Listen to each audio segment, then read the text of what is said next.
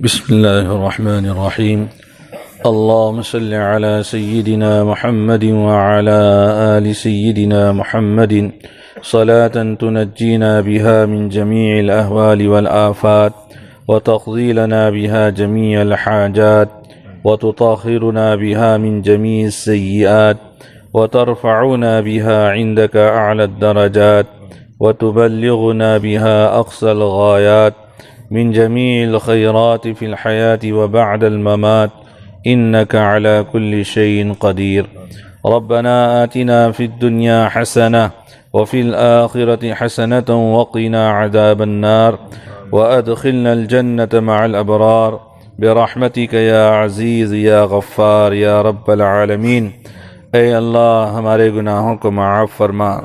اے اللہ ہماری خطاؤں سے درگزر فرما، اے اللہ ہمارے سیئات کو حسنات سے مبدل فرما،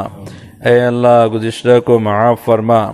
آئندہ کے لیے اپنی مرضیات پر چلنے کی ہم سب کو توفیق عطا فرما، اے اللہ ہمارے ایمان کی حفاظت فرما، ایمان پر استقامت نصیب فرما، اے اللہ ایمان پر خاتمہ عطا فرما، اے اللہ مرنے کے بعد کی تمام دشوار منازل کو آسان فرما، دوزخ کی آگ سے ہماری حفاظت فرما،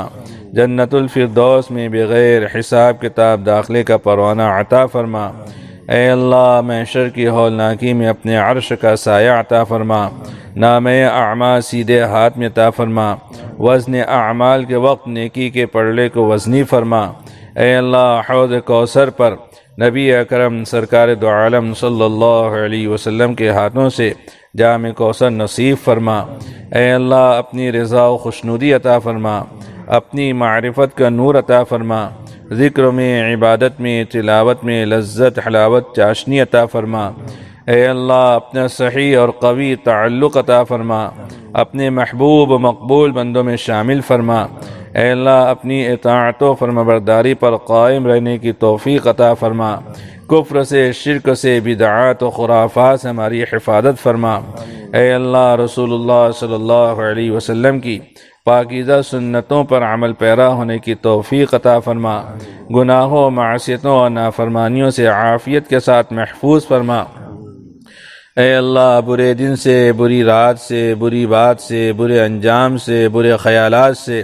برے تصورات سے اور برے وسوسوں سے ہماری حفاظت فرما،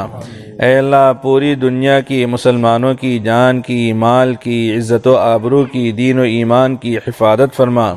اے اللہ پوری دنیا کی مساجد مدارس خانقاہوں اور درسگاہوں کی حفاظت فرما، اے اللہ اسلام دشمنوں کو ہدایت عطا فرما، ان کے دلوں میں اسلام کی عظمت اور مسلمانوں کی عقیدت ڈال دے، اے اللہ ان کے ناپاک عزائم اور غلط منصوبوں سے سب مسلمانوں کی حفاظت فرما، اے اللہ جو بے قصور مسلم نوجوان اب تک قید و بند کی صعوبتیں برداشت کر رہے ہیں ان کے لیے باعزت رہائی کا فیصلہ فرما، اے اللہ احیاء دین اقامت دین اور دعوت و تبلیغ کی لائن سے جتنی کوششیں ہو رہی ہیں سب کو قبول فرما، ان کوششوں میں حصہ لینے والوں کے جان میں مال میں عمر میں رزق میں عزت میں برکت عطا فرما، اے اللہ جتنے ہاتھ آپ کے سامنے اٹھے ہیں سب حاجتوں اور ضرورتوں کے گھیرے میں ہیں، کس کی کیا حاجت و ضرورت ہے آپ خوب جانتے ہیں، اے اللہ بہت سی ضرورتیں تو ایسی ہیں کہ بندہ ان کا اظہار زبان سے کر بھی نہیں سکتا، اے اللہ آپ سینے میں چھپی ہوئی باتوں کو خوب جاننے والے ہیں، سب کی جائز حاجتوں اور ضرورتوں کی تکمیل کا غیب سے سامان پیدا فرما،